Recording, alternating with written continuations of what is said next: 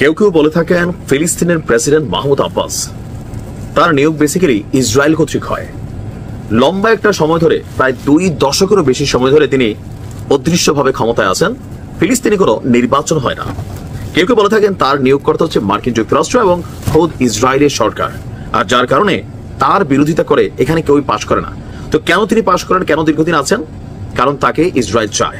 পশ্চিম তীর সহ বিভিন্ন জায়গায় তিনি তার যেই বাহিনী তৈরি করছেন বা এখানে যে কর্মকাণ্ডগুলো করছেন, গাজার তুলনায় এই অঞ্চলটা যথেষ্ট দুর্বল।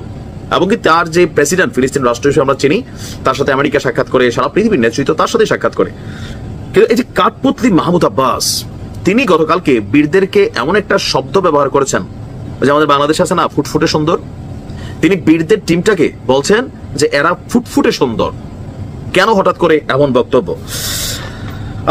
আপনার পশ্চিম তীরের রামাল্লায় একটা জনসভা গতকালকে হয়েছে, সেখানে তিনি বলছেন যে সেখানে হামলা অব্যাহত রাখার জন্য ইসলির হাতে অজুহাত তুলে দিয়েছে আমাদের বীররা। যুদ্ধ শুরুর পর 18 মাসে এটাই বীরদের বিরুদ্ধে তার এই ধরনের সবচেয়ে কঠিন মন্তব্য। বীরদের একজন কর্মকর্তা এই বক্তব্যের তীব্র নিন্দা জানিয়েছেন। বীরদের রাজনৈতিক শাখার সদস্য, আমার নামে নাম নাইম ভাই, তিনি বলছেন যে নিজের লোকদের একটি গুরুত্বপূর্ণ অংশের প্রতি অবমাননাকর ভাষা ব্যবহার করেছেন প্রেসিডেন্ট সাহেব। গত সপ্তাহে বীররা যুদ্ধবিরতির জন্য ইসলির আনা যে প্রস্তাবটা ছিল এটাকে প্রত্যাখ্যান করেছে। কারণ কেন প্রত্যাখ্যান করেছে? যথেষ্ট যৌক্তিক রিজন আছে। এটা মাত্র 6 সপ্তাহের জন্য, আর এই 6 সপ্তাহ যুদ্ধবিরতি দিবে, বদলে কি দিতে হবে? টোটাল যে জনগণ বীরদের কাছে ইসলির আটক আছে এদের সবাইকে ছেড়ে দিতে হবে, 10 জনকে ছেড়ে দিতে হবে এবং এই এলাকাকে নিরস্ত্রীকরণ করতে হবে। আর বীররা বলছে যদি যুদ্ধ বন্ধই করতে হয় তাহলে সেটা হতে হবে পূর্ণাঙ্গ যুদ্ধ বন্ধ। এছাড়া ইসলি সেনারা তারা এই ভূখণ্ড ছেড়ে নিজেদের ভূখণ্ডে চলে যাবে। দর্শক, এই মাহমুদ আব্বাসের নেতৃত্বাধীন ফিলিস্তিন তিনি এই পশ্চিম তীরের একাংশ শাসন করছেন। আর 2007 সালে একটা নির্বাচনের মাধ্যমে ওই এলাকার পূর্ণ ক্ষমতা পেয়েছিল বীররা, তারা সেখানে জয়ী হয়েছিল। আর এখন মাহমুদ আব্বাস বলছেন বীরদেরকে ওই এলাকার নিয়ন্ত্রণ এবং তাদের হাতে থাকা অস্ত্র হস্তান্তর করে নিজেদের রাজনৈতিক দলে রূপান্তর করতে হবে।